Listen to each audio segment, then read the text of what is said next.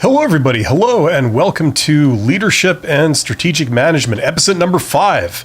This is Bill, the company's expert, and this is probably the 5th of 5 episodes. So this will be the last episode, at least for a little while. If you are interested in improving yourself, learning some management skills, learning some skills that will make you, shall we say, more upwardly mobile, you have come to the right place. Yes, the title of this week's episode is called, see, I got this written down, How to Manage People, Power, Conflict, and You. I believe that was the title. But today we're going to be talking about power. We're going to be talking about conflict, persuasion. We're going to be talking about collaboration and getting consensus in teams. And I'm going to go through that over the course of this stream. So if you have any interest in that whatsoever, stay tuned for that. Tracy Williams is here. Good morning, Tracy. Thank you for joining me today. I'm still on my altered schedule because I have some work that requires me to be up during the early hours of the day. So I'm taking my live streams with me these days. So that's how we're doing it.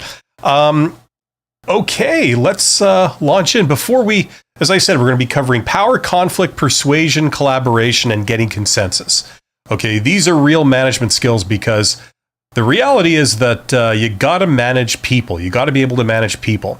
All human activity usually requires interoperation with other people. There's only so much that one person can do on their own. So being able to work with a lot of people and get them all pulling in the same direction and manage their quirks and their personalities and their emotions and all that kind of stuff is something you just can't get away from. Even if you're like the most technical person there is or the most introverted person there is, once you're in charge, you got to deal with people, and you'll find that dealing with people takes up most of your time.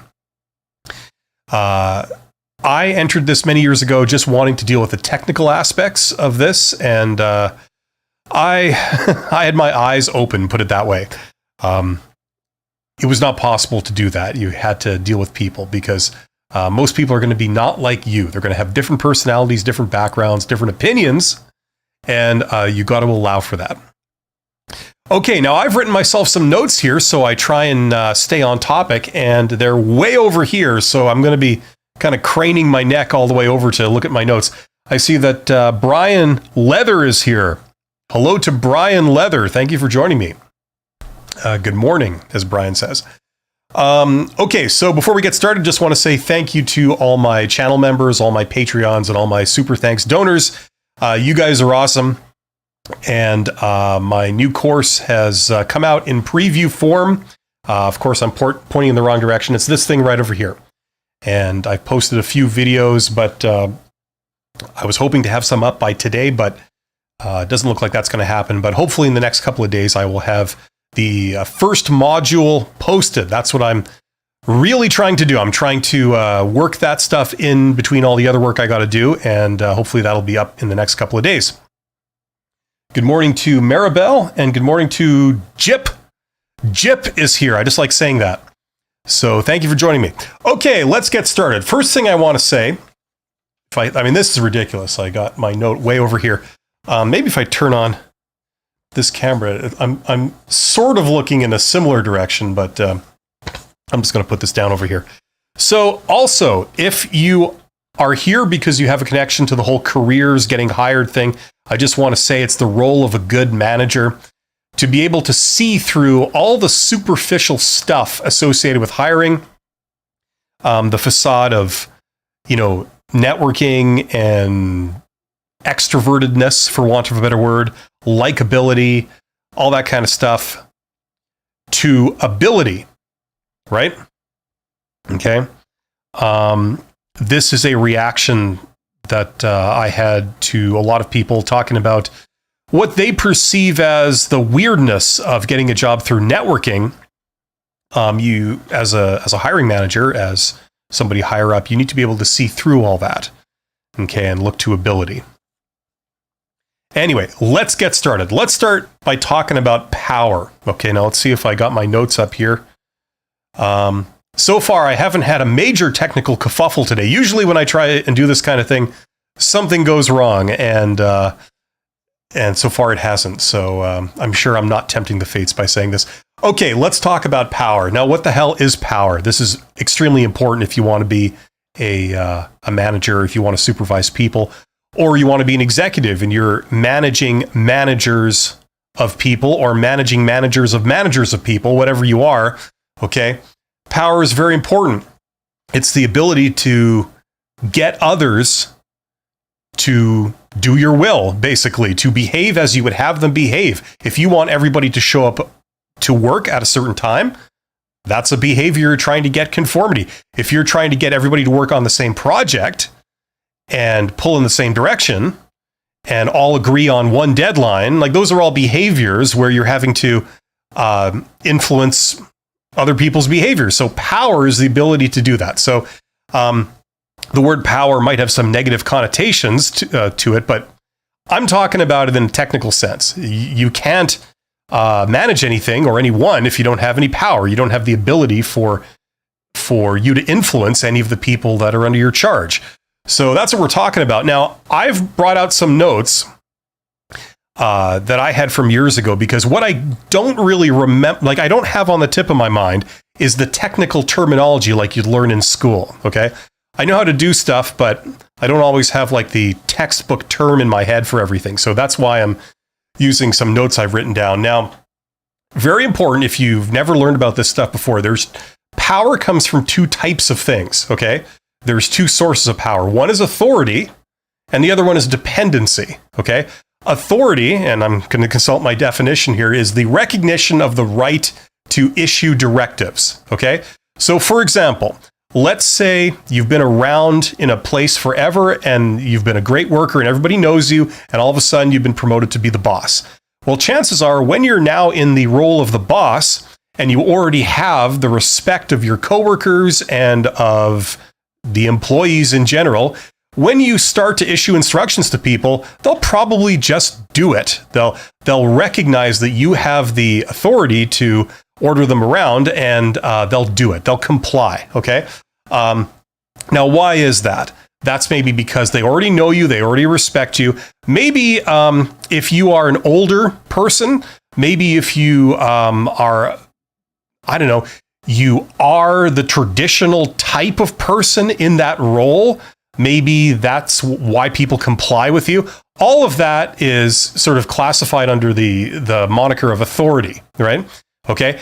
If, however, you're like me when you started your career and you were 26 years old or something and you're already the boss, and the workers can be anywhere between 40 and 65 years old and you're 26 and they have to go and get instructions from you, they're probably not going to respect you because you are not the traditional type person and they don't know you, right? So in that case, you're supposed to be in charge, but you find that you don't really get compliance. People second guess you, people refuse to listen to you, this kind of thing.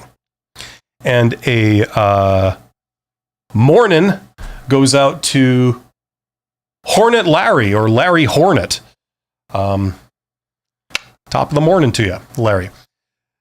Okay, so that's the first source of power. Okay, hopefully everybody kind of understands that. People who respect titles might obey you because you're the boss, because of a source of authority, right? But that's not the only source of power. The other source of power is dependency, and this one is a much more practical type thing. Now, if you've ever worked in a place where you might have noticed that, let's say you have a coworker, and you and this coworker both report to a boss, right? And the boss is technically in charge, but your coworker is kind of the one that's kind of calling the shots. The boss can try and order them around, but the coworker is going to do what they damn well please. And, one would think that the boss would be able to discipline that employee or remove them, but that doesn't happen, and you're puzzled by this. Well, the reason is probably because that employee obviously has power over the boss, and it's because the boss is dependent on that employee, your coworker, for something, right? Maybe that's the only skilled employee in the building that knows how to do something, right? So the boss can't fire that worker or else production would stop.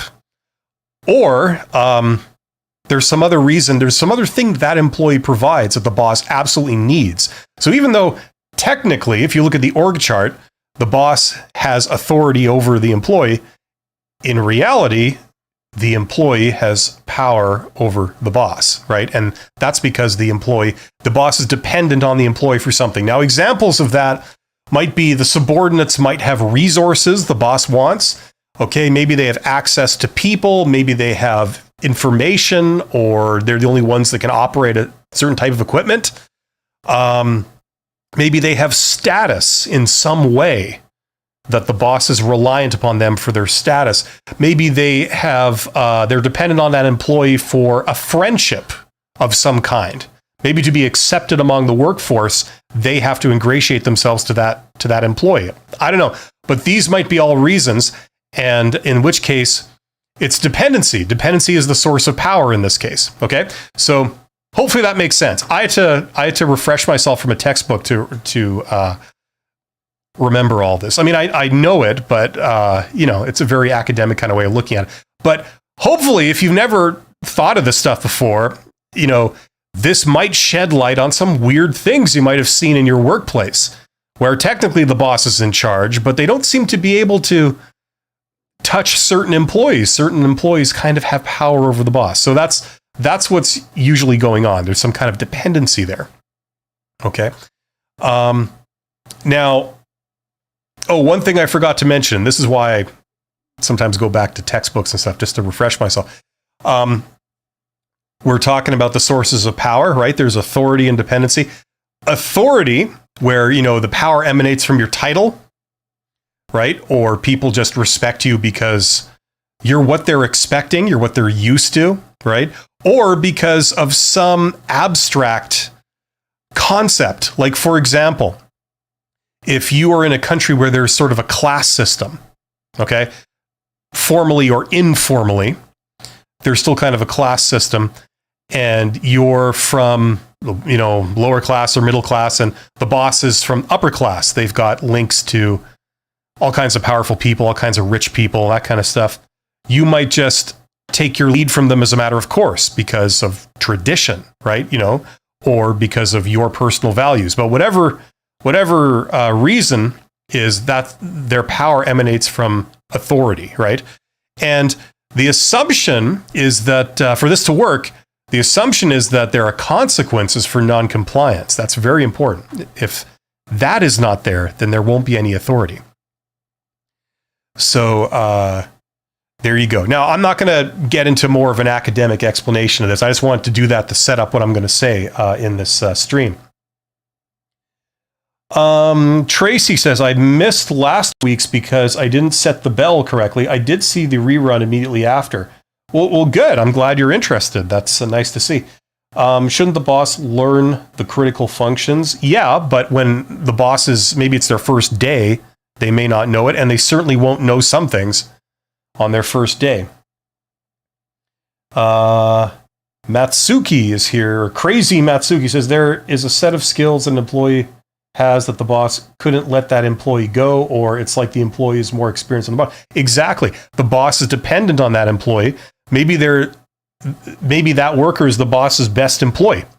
And if they were to let them go or punish them in some way, there would be a drop in production of some kind. I mean, the boss is dependent on them in some way, right? If you want to take it to its extreme, this is what like collective action, like organized labor is about, right? If everybody goes out on strike, well, that has power over the boss because the boss needs the workforce to accomplish their production goals, right? I mean, that's an extreme example, but it's the same principle. Okay, so coming back to this thing, I just wanted to do one more sort of academic kind of topic to set this up, and that is the results of power. This is very quick. Okay, so you have power, you issue orders, and what are the results? You have essentially 4 possible outcomes, okay? One is compliance, okay? That's pretty self-evident. The second one is disengagement. Hopefully everybody knows what disengagement. That's where, you really don't give a crap. You just basically say, whatever, and then, you want me to do this? Fine. It's idiotic, but I don't care. I'm getting paid, so I really don't care. So you do it, but you're not engaged in it. You're not invested in it. Okay, so it's another kind of form of compliance. And also, if you were thinking of arguing back or pushing back against your instructions, you decide to drop it. Okay, so that's disengagement. Usually it's a sign of a disgruntled employee. Usually we feel that way right before we're out the door voluntarily, right before we quit, right? You can try to persuade. You can try to, I don't know what you call this. I didn't write it down, but basically if you receive orders from the boss, you try and persuade them to change their orders. You say like, maybe we should do this instead for this reason. Don't you think? Sometimes it works, sometimes it doesn't. But the act of trying to do that is the third outcome. And then the fourth outcome, of course, is conflict, which brings us into what we're going to be talking about for most of today. Conflict is not the same as confrontation. A lot of people think that conflict and confrontation are the same thing. They're not. Hopefully, we all know what confrontation is. That's when you get in an argument, you push back, you make your opinion known, and you refuse, like you first refuse to do what you're asked to do, and or you refuse to go along with something, and instead you state your case, right? That's conflict. Now it can escalate all the way up to the point of violence, really. People have arguments, people, get upset, or people just disagree. Okay, so that's confrontation. Conflict is a little bit different. It includes all of that, but it includes other things. What if you disagree, but you don't argue back? You don't take a stand. You don't speak up. You just disagree. Okay, so two people work in a group. One person says, I think we should do this. The other person disagrees. But you know what? They don't feel like arguing about it. They just go, whatever, right? They have a difference of opinion. The fact that they kept their difference of opinion to themselves is immaterial. There's still a conflict between them and their coworker, right? So that's what conflict is. It's anytime you have a difference of opinion, basically, you think the other person is wrong.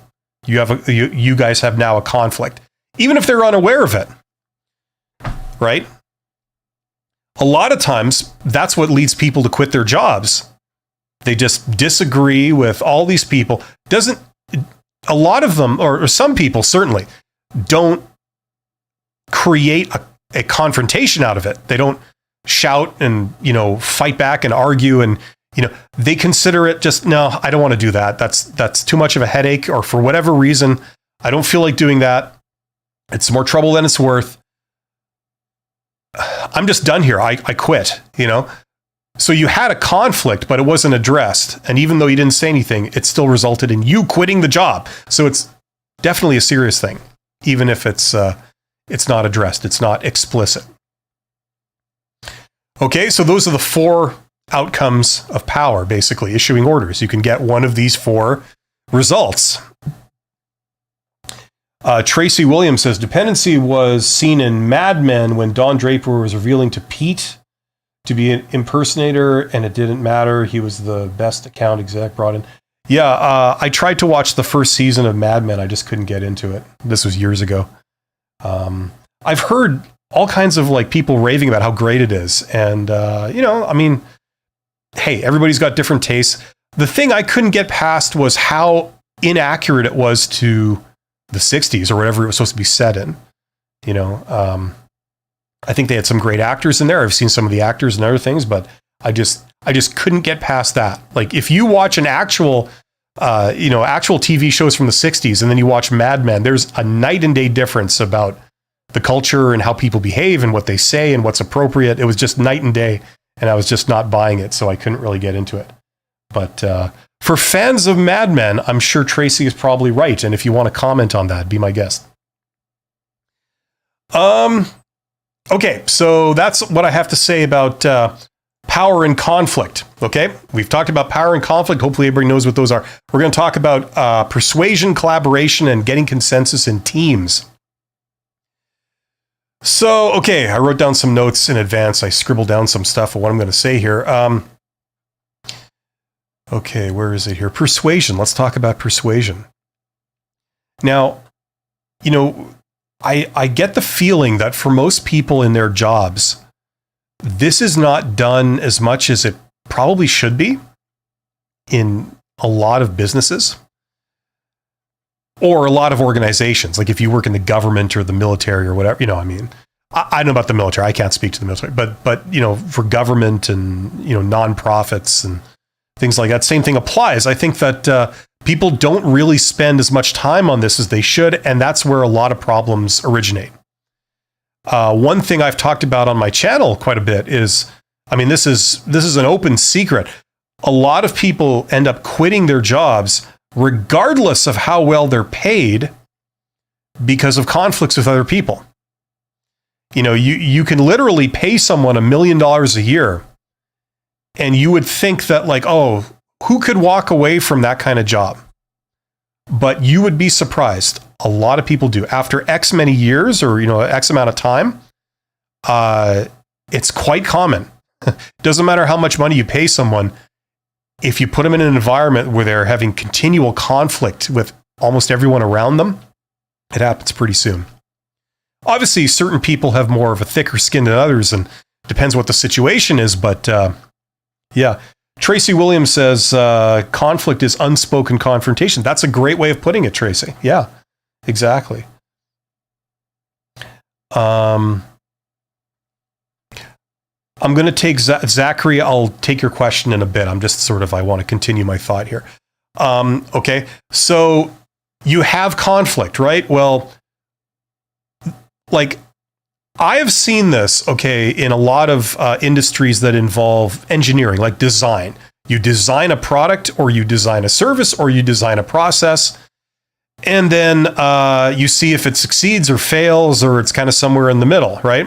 Now, an interesting fact is, I didn't come up with this. This has been mentioned quite a lot, is that if you study examples of businesses that have tried things and had them fail miserably, okay?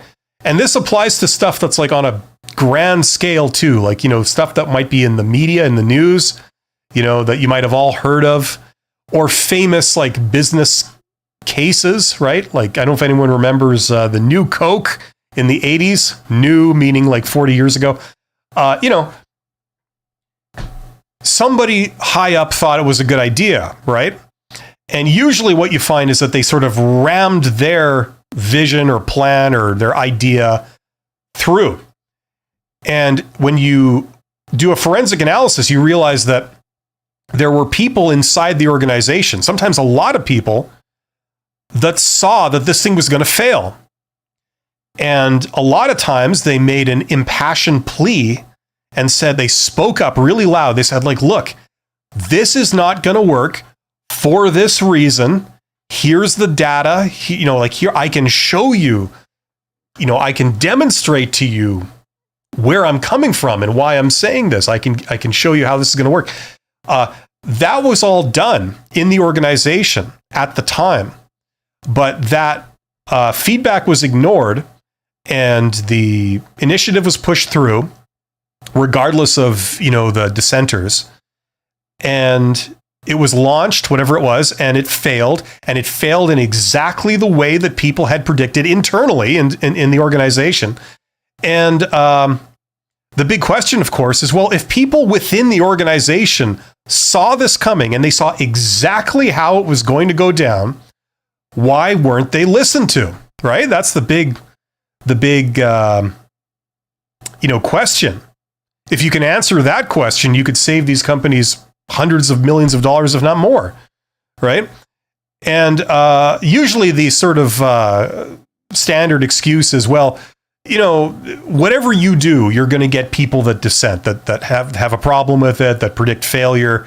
And if you stop to listen to them all the time, you'll never do anything. And, a lot of times we do things that succeed, and that kind of shows that all this criticism can be discounted, right? That's usually what people say.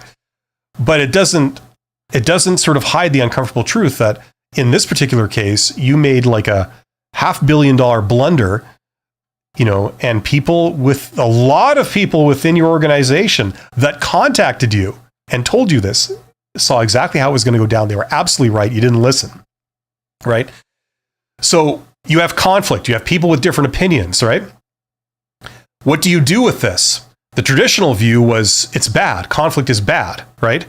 If you don't agree, then we got a problem, right? That was kind of the more traditional mid-20th century sort of general opinion on that. Supposedly, allegedly, I'm told this, that the modern opinion is that conflict is good, but I don't know. I don't see it being treated really well or respected. Usually you get the same sort of stuff as you always got, which was if you dissent, if you don't agree with the boss's plan, then, you're some kind of problem. You're not a team player. And this occurs among executives, right? And it occurs for the reason I said, right? It occurs because, the boss has learned that criticism can be discounted because they were right in the past and all these other naysayers were wrong. So they discount all criticism, right? That's what usually leads to that. They also use sometimes justified excuses like, I see more of the big picture. I see elements that you don't see. Therefore, I know better than you. So I'm telling you it's going to work and this is what we're going to do. Yeah. Anyway, where I'm going with this is the point of conflict is that the goal should be not to suppress conflict, but to try and get consensus by bringing some of this conflict out, right? Understanding that lengthens the process. But if it avoids you from making a blunder that people in your organization totally saw coming, then it's worth doing it, right? Okay, I'll take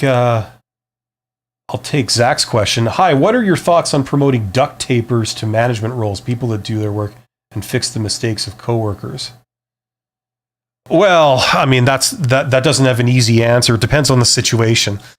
Sometimes you get a range. You get a range of possibilities there. Sometimes you go to one organization, they promote the best employee into the role of boss. Sometimes they're great. Other times they're terrible because they haven't been trained as the boss. Like, for example, they might be the greatest technical employee you have, but they have no clue how to manage people. Unfortunately, being the boss, 50% of your time at least is managing people. So if you've never been trained on that, you don't like it, and you're no good at it, you can be a total failure, even though you were the best worker. You go to another organization, they promote the worst worker to be the boss because in a really diluted way, they justify it as we're of all the people we could have taken off the off the assembly line or off the factory floor, we're going to take the person with the least value off the factory floor and make them the boss. We don't want to lose our best worker for them to sit in an office all day, right? So, I mean, you know what I mean? Like you see all kinds, right? And it also depends on the situation. If your company is failing and they're near bankruptcy, sometimes you need to employ people that come in and just, they put out fires, right? So in that context, it can work. But if you're doing fine and, in a different situation, someone who just comes in and fixes other mistakes and that's all they do, they shouldn't have to do that, obviously. So it totally depends on the situation.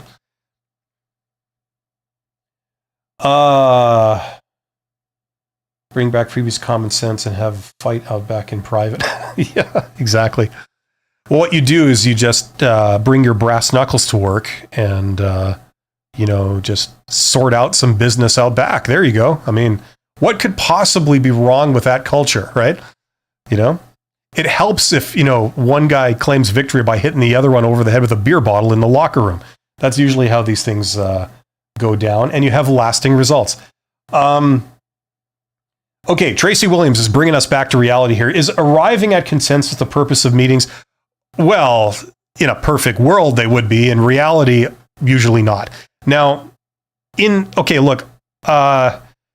my opinion, it depends on what type of meetings we're talking about. Some people use meetings to announce information. Other people use meetings to discuss information. If you're in a planning meeting, in my opinion, this is just one opinion based on my experience, what you want is you want to get a whole team together to hammer out what they're going to do. Okay, it's much better to do that in a meeting than have people sit in their offices sending, silly emails to each other back and forth. You will never get stuff resolved, especially when you're proposing a change that has like a mesh relationship with everybody else. It affects everyone else on the team. So when one person suggests one change, it affects everybody else. The way of thinking about this is, imagine you're trying to design an automobile. You got the head of the engine division. You got the head of the bodywork division. You got the head of the transmission division. You got the head of the emissions and environmental and safety division. You got the head of the suspension group there. Like, they're all there. The head of the user experience and, quality division, and then the salespeople there that have to sell this thing. They're all there. So the engine person says, our engine is not going to be ready in time. How about we put last year's model engine in this product, in this vehicle, right? It's not as powerful and it's not as heavy, right? Well, obviously that news affects everybody. It affects the suspension group. They put all this money into building beefier suspension for a big engine. You don't need it now. It affects how you're going to sell the car. It affects everybody. So in a situation like that, you would call everyone to a meeting, just the heads of department, and you'd say, like, look, let's hammer this out. Okay, let's propose things. Let's go around the room and let's figure out what we can do. And it's going to take a lot of discussion because every change affects everybody else. So that's the perfect use for a meeting. It cannot be done nearly as efficiently, through any other means. You just can't. You can't issue requirements to all other teams and then people find out about this late and then they issue counter requirements. It's an absolute mess. You got to get people in a room. So that is the one absolute necessity of meetings. They are the perfect tool for this, and no other tool works. Now, any other use you have for getting people together, it could range from really useful to really stupid, depending on how they do things, right? And I'm sure we've all seen examples of pointless, useless meetings that do nothing but piss everyone off and accomplish absolutely nothing except take everyone's time. Confrontation is unspoken conflict. No, it's the other way around. I mean, look, I don't really care personally too much about terminology. You can call it what you want, but the academic definition that I've always been exposed to is conflict is a difference of opinion. Confrontation is when you challenge someone and voice your dissent and your ideas, right? You speak up. Anyway, okay, let's talk about persuasion. We talked about conflict. We talk about power, all that kind of stuff. Let's talk about persuasion. So the purpose of all this is to try and resolve conflict. Hopefully you're coming with me when I say that it's not really a great thing to just suppress conflict. That's what a lot of if you see what I'm saying, a lot of organizations, they're set up to suppress conflict. You end up with a groupthink. You end up with a bunch of yes men. Nobody speaks up when they know that something's going to fail, right? Maybe you've been the forklift driver in a warehouse. Maybe you've been a warehouse manager, and it comes down from on high that we're doing this new initiative. And you can see just by looking at, your little job in the world that you're in, well, we don't have the capacity to handle or to do that kind of work. We would need all new tooling. We'd need bigger forklifts. We need more shelving. We need training on the new bigger forklifts. All my people aren't trained on these big forklifts. Isn't that hazardous materials? In which case, nobody here is trained for handling hazardous materials. Do you have a contractor you're going to bring in? Because then we also have to train on how we're going to interoperate with them. I don't see anyone having thought through any of these issues, and you tell me we're going to do this starting Tuesday. You know what I mean? I'm sure you've had some kind of version of that, right? And it's because the people up here have made a plan. They haven't allowed all the feedback from down here to filter up, and they haven't incorporated that into their plan. So the odds of that plan succeeding go right down. They won't be able to pull it off because they haven't thought through a lot of the details. So if you have conflict, like this warehouse manager, you would want to surface that. The first step towards surfacing it is not to punish the person. The second step is to realize it's going to happen, and you have to allow for it and plan a lot of extra time for it, right? Sometimes also the failing is that people, they don't know how to address conflicts. They don't know how to bring up their concerns in a proper way. Sometimes they start with a bunch of insults, and then they get upset, and then it goes downhill from there, right? That's one extreme, in which case that's not a very good way of addressing these things. You're not going to get a good response, right? So here's kind of the conventional wisdom on how to persuade. If you want to get consensus, you have to be able to persuade people and say, like, look, this is my perspective. This is where I'm coming from, right? So you can hopefully all understand and not just think I'm incompetent. This is where it's coming from, right? So here's some basic ideas for selling your idea, okay, if you've ever done this before. Okay, you define the problem it solves. You educate yourself on possible alternatives so you know what the counter argument's going to be, which people will bring up. Okay, you connect the problem with a solution. You don't just complain. You actually provide a solution if you can. Because if you're just going to complain, that means the other person has to come up with a solution. They are even less equipped to come up with a solution to your problem than you are a lot of the time. A good thing to do is look at what your competitors are doing. Maybe they've come up with a solution for this, right? Be aware of that. This is a bit academic. I'm not going to go through all of this, but, visualize your idea with graphics. If you want to try and persuade someone, don't just talk at them, kind of like I'm doing right now. Show them with visual aids. A picture is worth 1,000 words. Sometimes that can help them see the issue.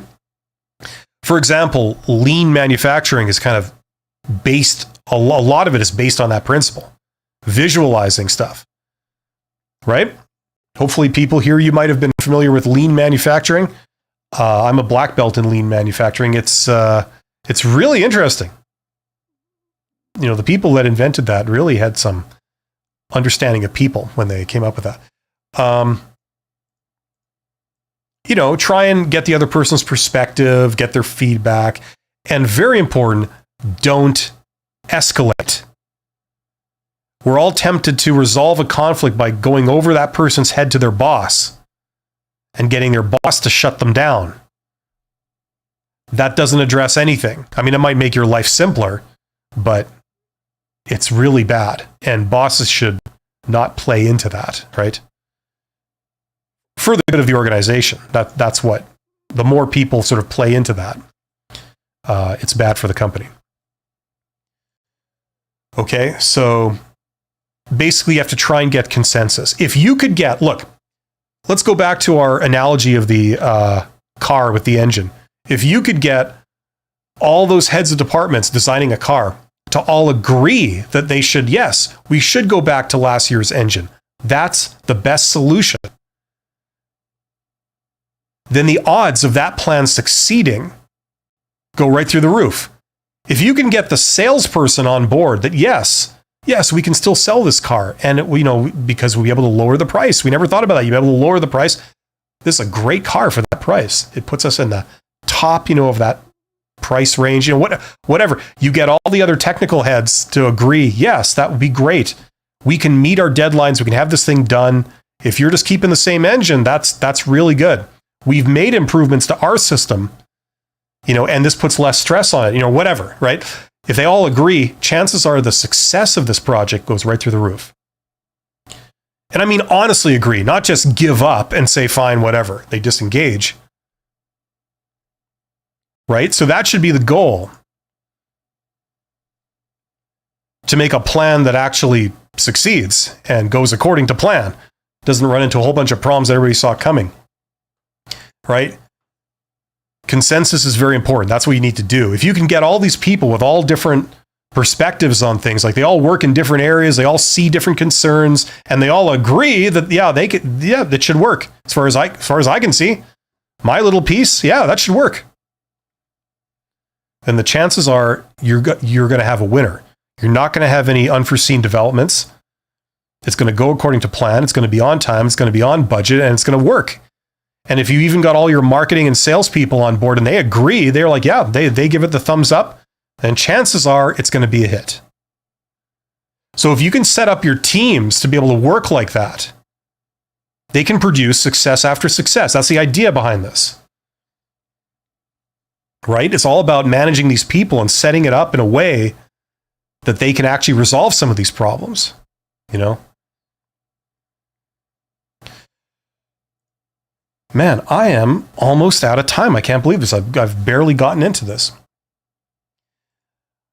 Okay, so I'll leave it at that. I'll just say consensus is very good. That should be the end goal for a lot of this. You want your people to speak up. You want your people to say their piece. You want your people to work together, and then you want to be able to get them to all agree. Now, part of this is training them on this process, getting them and telling them that, look, our goal is consensus. Our goal is for you to bring up your concerns. Our goal is for you to work with each other. Okay, that's what we're shooting for. And great managers and great, usually it's above the supervisor level, but supervisors, they know this stuff. You've trained them in this stuff. It's not that hard. It's just a couple of these concepts, right? Wow, there's 22 of you guys here. Thank you for joining me today. Yeah, I'm going to have to really summarize this. Risk is measurable. Uncertainty is unmeasurable, right? We all know that.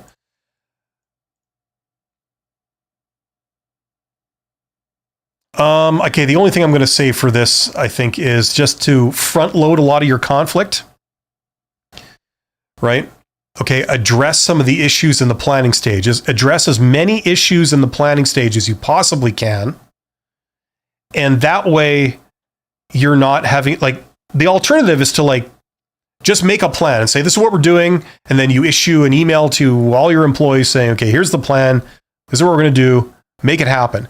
And then you get this tidal wave of people that have problems with it, right? Because you haven't thought through some of the issues. And that's usually the first sign of failure. Because at that point, either you stop and try and incorporate all this, or you just tell everyone to shut up and get on with it. And then you run into all kinds of problems that they're trying to warn you about, right? So the sooner you address things, the better, right? So you got to try and incorporate all this feedback into the planning stage as much as possible. People hate doing it. It's the exact opposite of what the military does. Like the traditional military, the general says, okay, we're going to attack. And then all the people under him or her, say, but we can't. We're weak. We don't have supplies. We don't have any ammunition. How are we supposed to attack? The general says, I don't care. Get it done. And then they issue orders to their soldiers or whatever, and the soldiers say the same thing. And then the whole thing fails, right? It's the exact opposite. People like that. Managers like that because it's easy for the manager. I made up my mind. We're going to do this. Make it happen. Your job's over, right? What I'm suggesting, and what I didn't come up with this. This is management theory, and that very few people actually practice. This is a lot of work. Trying to involve everyone in this, trying to get consensus, trying to address all these issues, setting everything up so people understand what the goals are, setting everything up so they all work together and collaborate and try and resolve some of these issues by working together. That's tough. That's hard. That's a lengthy process. But it's a lot better to spend your time paying people to be in meetings at the beginning to solve these problems than going out. And in my case, it was making prototypes or setting up a manufacturing process and doing the work, having it fail. It costs so much more money doing that. And then you have to make changes to a physical, actual thing rather than making changes to a plan, right? So there you go. That's kind of the short version. I need to finish on time. Last episode, episode 4 of the leadership thing, I ran out of time and I started my next live stream like a minute later or something, and it tacked my next live stream onto my first live stream. So it looked like the leadership live stream was 2.5 hours. It wasn't. It was just like an hour. I don't want to make that same mistake today. Okay, over to the chat. Let's see. Hopefully I didn't miss anyone's question here. We talked about duct tapers.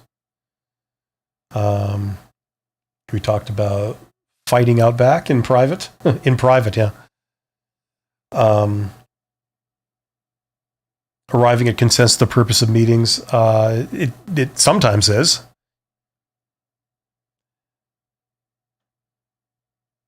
And yeah, okay, so I addressed all those.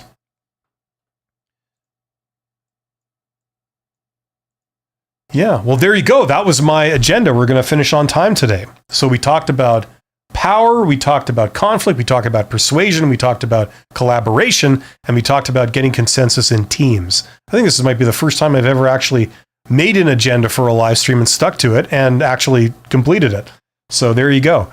I can't believe there's 25 of you guys here joining me for this. I hope you got something out of this.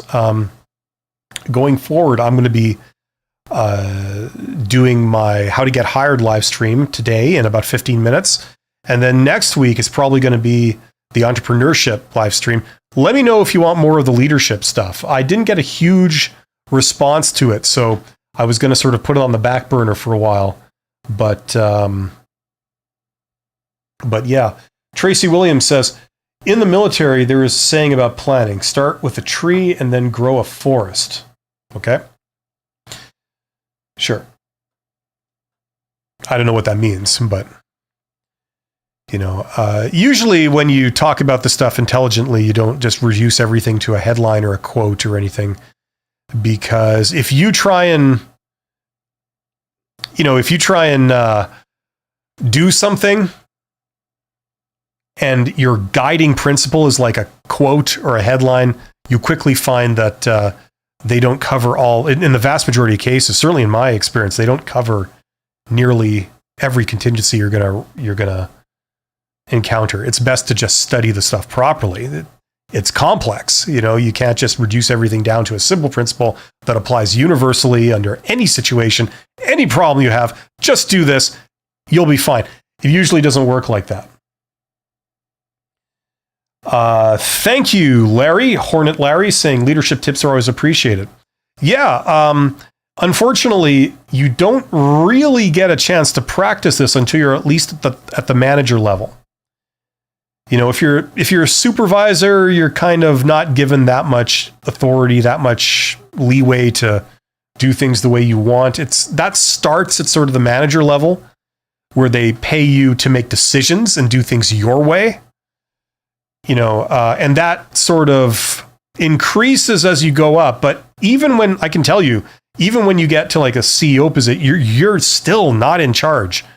You can't just do things the way you want. You have, essentially a board, or you have a group of directors breathing down your neck, and they need to make money, and they question a lot of things you do. Is this like, why can't you do it this other way? Wouldn't that make more money? And, you're forced to sort of tweak what you want. You can't really do what you want. That's been my experience anyway. I had a problem being in that role.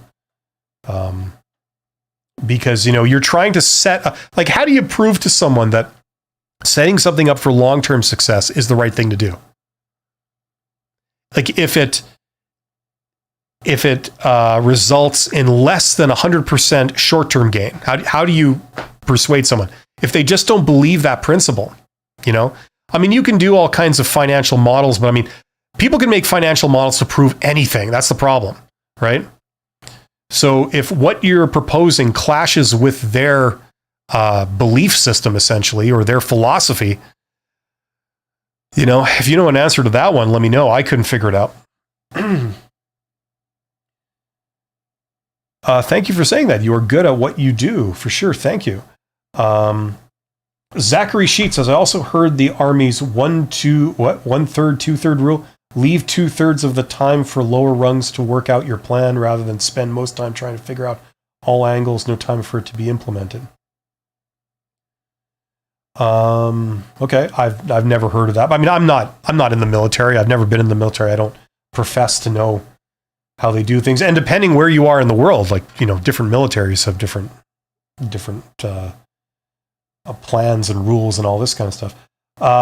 Larry says, I'm a middle manager, and after 1.5 years, I still don't know if this is for me.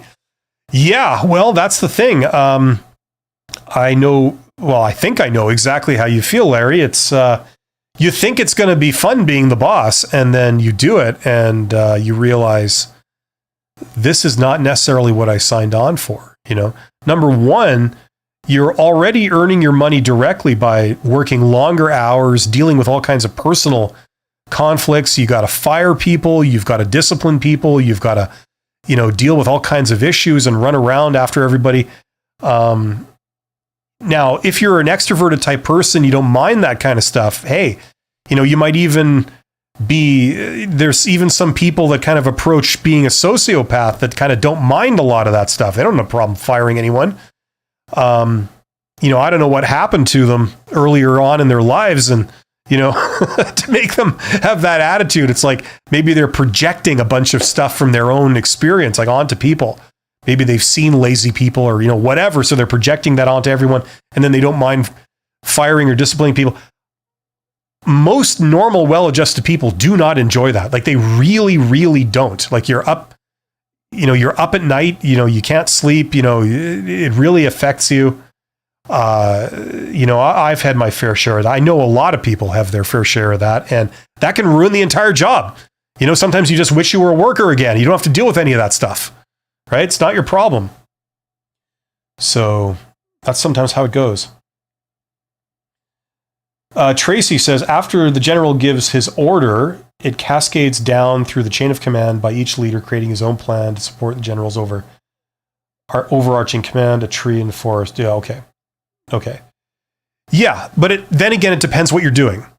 Because as I'm sure you'll agree, Tracy, there's been many cases throughout history where generals have been out of touch. They haven't understood the capabilities of, or the situation of some of the smaller groups under their command, because it's been abstracted away from them. And so they give orders that are impossible to carry out because people are unequipped to be able to do it. I'm a World War II nut. I like that kind of stuff. And I know I'm not the only one, but, you know, you look at the Battle of France, if anyone is interested, and you see that. You see two different militaries, completely different approach to how they, you know, manage their subordinates. And you see some of the contrasting effects, which are night and day. It's really interesting stuff. Anyway, so I got to sign off now. I will be back in a few minutes with my other live stream. Check out my course. And I just want to reiterate very briefly that if you were to get any two of my courses, you get the third one for free. And my third one is out now in preview form, which is this. All the links are in the description. It's in preview form. It'll all be up December 1st, but you can register and enter and pay for it and start taking it now. And in exchange for it being a preview, it's 25% off until December 1st. So if that interests anyone, go for it. If you want to learn writing skills where you can communicate with executives and people like this, and not signal a bunch of negative things because you don't know how to write or you don't know the protocol, check out that course. Maybe that's a solution for you. Anyway, thank you so much for joining me. You guys are awesome. And I will see you in a few minutes. If you're going to stick around, I'll see you in a few minutes for my How to Get Hired Q&A live stream. Other than that, I will see you next week for another live stream on management / how to run a business. Take care, everyone. Thank you.